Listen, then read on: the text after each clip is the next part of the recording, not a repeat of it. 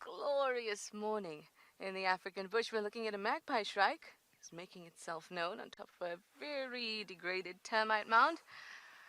And it's one of those sniffly mornings. There's so much mist, it's really chilly, and the sun is beating on my face and making it warm. Hi everyone, it's me, Trishana. I've got Panda on camera, and we are here in Djuma Private Game Reserve on the fringes of the western fringes of the Kruger National Park.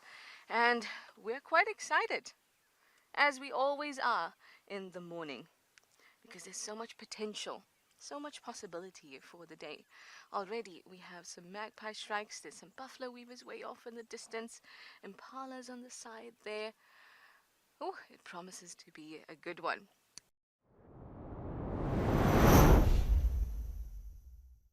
There we go. We are less than 300 meters from these buffalo, and we found the lionesses again. There's all lions. I'm not sure if it's all females. Only 3 of them. And we saw them earlier. There's this little gorge, not a gorge, it was like an eroded area that almost forms like a gorge, which we refer to as Olduvai. We'll get back to that later. But anyway, they just moved over the drainage, and this is exactly what we wanted to do when we came around to try and find them, and that's when we encountered the buffaloes. It looks like mainly young ones, although the one lioness could be an adult. There might be a young male with them as well, one of the subadults. And those are the ones that's going to try and get away, especially from that new intruding male. And I say intruding, he's not really an intruder. He's just trying to enter the area and claim it, whether he's part of a coalition or not. And like I mentioned earlier, and we're going to delve a little deeper into that. It doesn't make sense, Okay, yeah, the young males, he doesn't want them around. It's not his genetic offspring or his coalition's genetic offspring. They must go. The lionesses, yes, they are not, but they are there to be mated with, so he can propagate his genes. So why target the young lionesses as well, the subadults? It's because they're not yet ready to breed. They're not yet, reproductively mature yet. He doesn't have time to waste. A collision of male or a single male doesn't matter. The principle stays the same. They have a very limited time frame during which they can hold on to a territory. A few years at best, depending on the size of the collision as well as the density of lions in the area.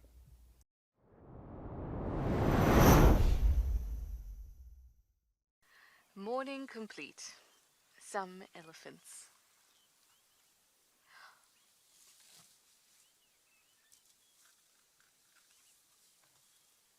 For a second I thought that was Fang. But Fang's is more backward curving.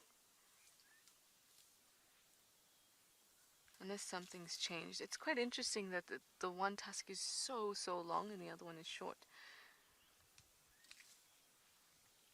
But both are pointed, so it's not as if they're broken.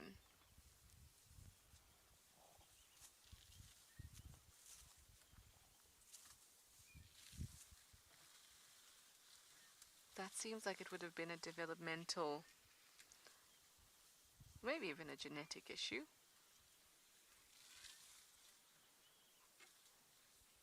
And it's also a little bit outward curving. So the elephant Fang, hers curves back, almost touching her, curves towards her very strongly. This one just curves a little bit. Oh, look at that little one there. Oh yeah, dust bathe. Get that dust all over you. Too much dust.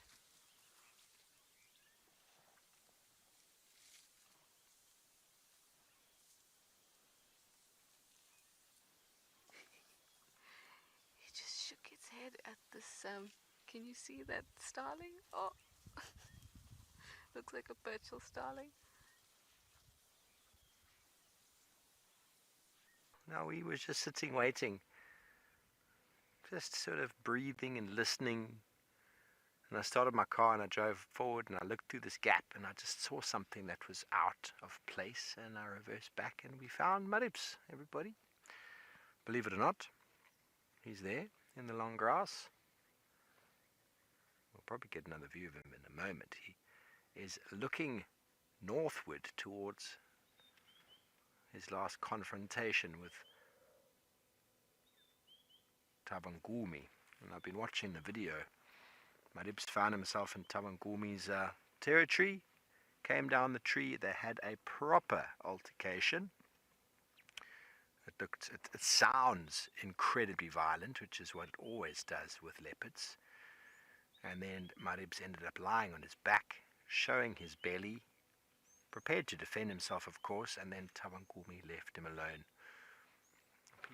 Well, here he is, everybody, scratching and kicking the earth. I think he might be having a poo. Note that, see, look on his neck there. Can you see that wet patch there on the side? Ah, too quickly gone. He's got a wet patch on the top of his head, a wet patch on the right of his throat.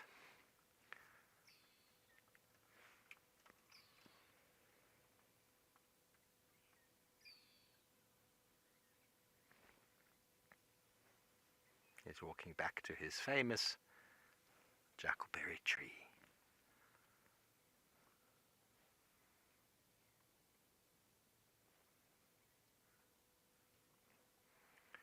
If anything, he's going to be a lot more wary now. I mean, he's doing a lot of scent marking now. He's not... oh no, he's just having another poo. But Hippo found that rather funny.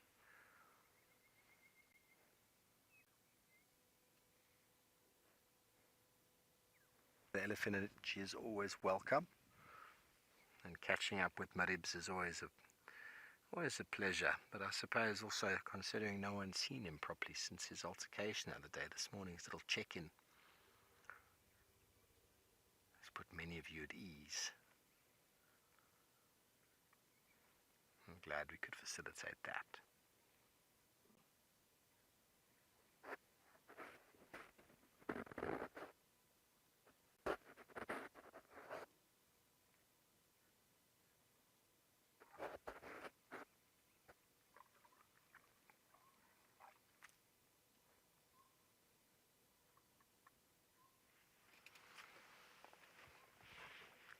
What a wonderful morning, everybody. We hope you've enjoyed it.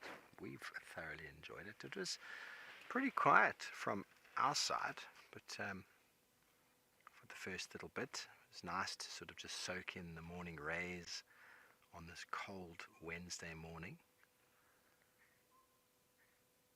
But what a way to end the show with a very, very thirsty elephant.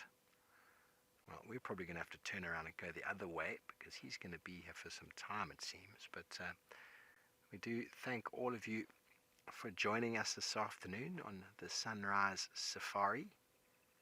We look forward to hosting you again, same times as always this afternoon from all of our wonderful locations. We do thank you for all of your questions, for your comments, your feedback, your interactions. Until later, have a wonderful day, and we'll see you then. Good day and goodbye.